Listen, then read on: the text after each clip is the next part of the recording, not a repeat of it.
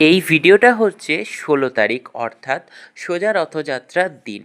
এই দিন ছিল একদিকে যেমন মহাপ্রভুর রথযাত্রা, অন্যদিকে ছিল আমার বাড়ি আমার প্রাণধন বুবুন সুন্দরীর জন্মদিন। এই বছর হলে বুবুনের ২ বছরে পা দিল। তো জগন্নাথ দেবকে সুন্দর করে স্নান করিয়ে এবার রাজবেশে সাজাবো। এবার বুবুনেরও অভিষেক শুরু হবে। জন্মদিন বলে তো একটু স্পেশাল অভিষেক তো বানতা হে না। তো ৩ বার আচমন করলাম ওকে আগে। তারপরে জলশঙ্খ দিয়ে শীতল জল দিয়ে প্রথম অভিষেক শুরু হয়। তারপরে দুধ দিয়ে, কারণ আমাদের জলশঙ্খটা তো ছোট, তাই জন্য ওতে শুধু প্রথম অভিষেকটাই হয়। তারপরে যা অভিষেক হয় সেগুলো ঘটে। তো দেখতেই পাচ্ছ ছোট ঘটে করে প্রথমে দুধ দিয়ে অভিষেক হলো, তারপরে দই দিয়ে অভিষেক হলো। যথারীতি যেমন অভিষেকের পর্ব আছে ঠিক তেমনই। তারপরে ঘি এবং মধু উভয়ই দিয়ে দিলাম। তারপরে ফলের মালাটা পরাতে ভুলে গেছিলাম, তাই পরে ফলের মালাটাও অ্যাড করে দিলাম। এরপরে চিনির জল, যেটা চিনির শরবতও বলা চলে, চিনির জল, তারপরে চন্দন, অঘরু, তুলসী পাতা দিয়ে শীতল জল দিয়ে সুন্দর করে ঠাকুরের গা মুছিয়ে নিলাম। মুছিয়ে নেওয়ার পরে এবারে পুষ্প অভিষেক সুন্দর করে ফুল, তুলসী ফুল দিয়ে সুন্দর করে পুষ্প অভিষেক করলাম।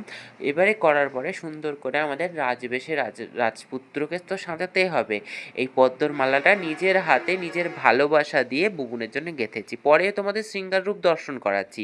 আমার রান্নার দেরি হয়ে যাচ্ছিলো বলে কোনো ভিডিও করতে পারিনি তখন। এখন রান্নার জন্যে চলে এসেছি। দুপুরে তো ভোগ হবে ভগবানের ১২টার মধ্যে। তো দেখতে পাচ্ছ বাসন্তী পোলাও হয়েছে, ৫ রকমের ভাজা। তার মধ্যে আলু ভাজা, কাঁকরোল ভাজা, পটল ভাজা আছে, বেগুন ভাজা আছে, এর সাথে আছে ভেন্ডিও ভাজা।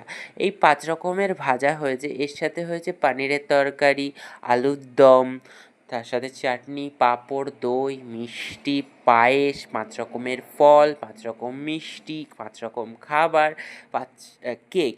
যতটুকু সামর্থ্য ভগবান দিয়েছে ঠিক ততটুকু সামর্থ্য দিয়েই আমার সুন্দরীর জন্মদিনটা পালন করলাম। কারণ ওর জন্মদিন নিয়েই তো আমি সবথেকে বেশি এক্সাইটমেন্টে থাকি না কি। তো দেখতেই পাচ্ছ এখানে দই, মিষ্টি সুন্দর করে, যত মাটির থালায়, নতুন মাটির থালায় সুন্দর করে সাজিয়ে নেওয়া একটা এগলেস কেক নিয়ে এসেছি সুন্দর করে। তাতে আবার বুবুনের নামটাও লিখে দিয়েছি। এখানে আমাদের ভোগ সাজানো হয়ে গেছে। এই দেখো আমাদের বুবুনের শৃঙ্গারের পরের রূপ। এখানে বুবুন রয়েছে, পাশে জগন্নাথরা রয়েছে, অনন্ত বাসুদেব রয়েছে, পাশে বনের গোপাল রয়েছে, সকলে সুন্দর করে এখানে বসে রয়েছে। তারপরে ভগবানকে এবারে আরতি করব। তো দেখতেই পাচ্ছ সুন্দর করে ভোগ নিবেদন হয়ে গেছে আমাদের। ভোগ নিবেদনের পর এবার ভোগ আরতি শুরু হলো। ভোগ আরতি গাইতে